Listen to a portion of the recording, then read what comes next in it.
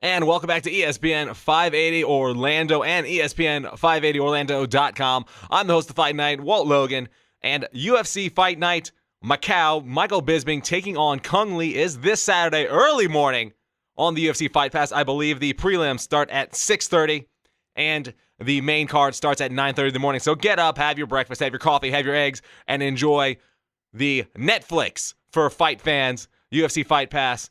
UFC Macau, Cung Lee taking on Michael Bisping. And right now, on the phone, we are pleased to welcome the Count, Michael Bisping, all the way live from Macau. Mike, thanks for joining us.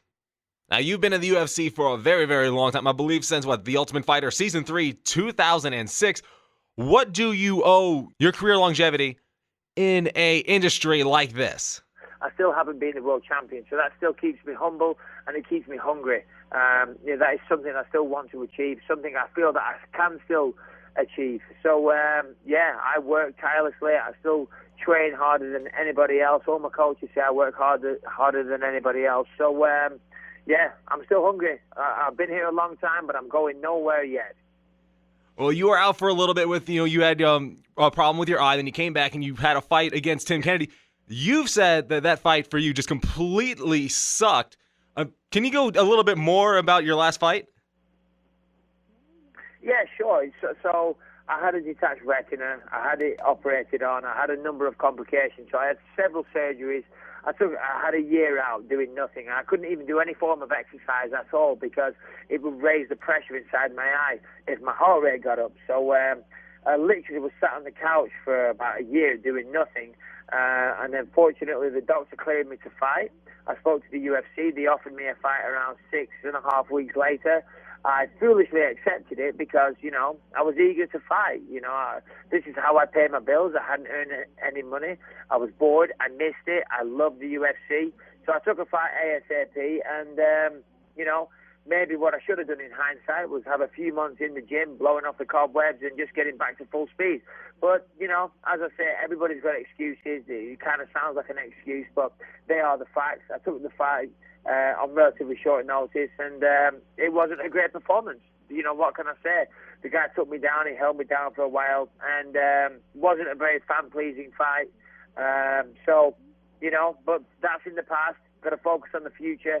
The future is Saturday night China, Saturday morning US time. I'm taking on Cung Lee. He's an interesting fighter. He's very, very dangerous. He throws a lot of exciting kicks. And I truly believe he's going to bring out the best in me. We're going to put on an awesome display of mixed martial arts action, one that the fans aren't going to want to miss.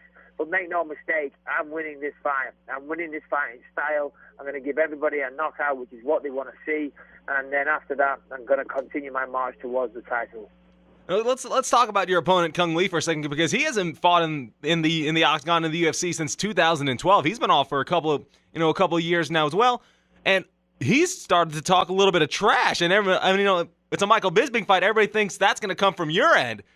It's coming from Cung Lee's end. I mean, where do you think he gets off talking about you for a guy that hasn't been in the cage for 2 years?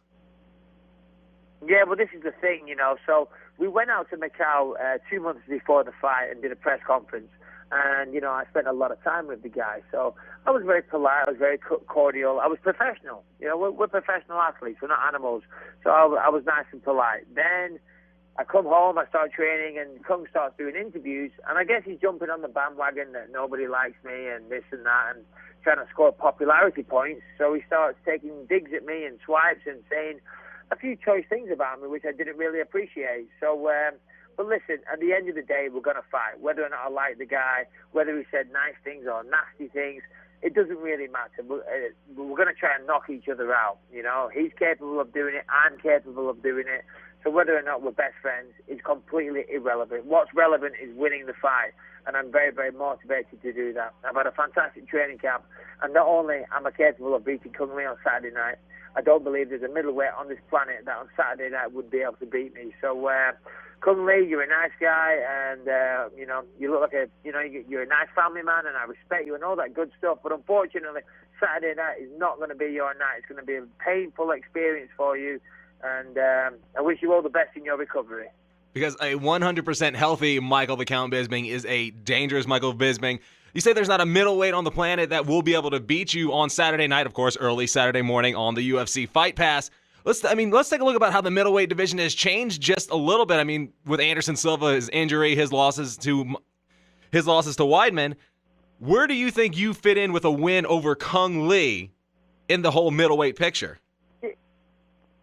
Yeah, well, as you touched upon there, the middleweight division landscape has changed a lot, and there's certainly a lot of fresh competitors, Obviously, my last fight, as we talked about, didn't go to plan, but I'm looking to rebound in style. I'm going to beat Cung Lee, but that doesn't get me a title shot. But I think, I am a mainstay fixture in the middleweight division, and I've been a perennial contender for a long time. After Cung Lee, I'd like a big fight that would shoot me into number one contender status. And I think that fight would be Luke Rockhold. I know Vitor is fighting Chris Weidman for the title at the end of the year. I believe Weidman will still be the champ after that fight. And a lot of people are saying that Rockhold is probably next in line. Well, fingers crossed, touch wood. I'll beat Cung Lee Saturday night, and then I'm more than willing to fight Luke Rockhold. He's been calling me out, so it kind of makes a lot of sense. We've kind of been exchanging verbal barrages, if you will, over the internet. So I'll beat Cung Lee, then I'll beat Luke Rockhold, and then hopefully I'll beat Chris Weidman in the new year. Well, you heard it right here on ESPN 580 Orlando and ESPN580Orlando.com. Michael Bisping kind of laying it down right in front. Going to beat Cung Lee, then he's going to go ahead, challenge Luke Rockhold, and beat Luke Rockhold, and then go for the middleweight title. Mike, I love it. I love your confidence. I love a 100% Michael Bisping. Been love watching you since 2006. Hey, good luck on Saturday night, of course, early Saturday morning on Fight Pass against Cung Lee. It's been an honor and a pleasure to have you on the show. Very much appreciate it. Thank you very much. Look forward to talking to you again, and everybody, enjoy the fight. Take care. FightPass.com. Don't miss it.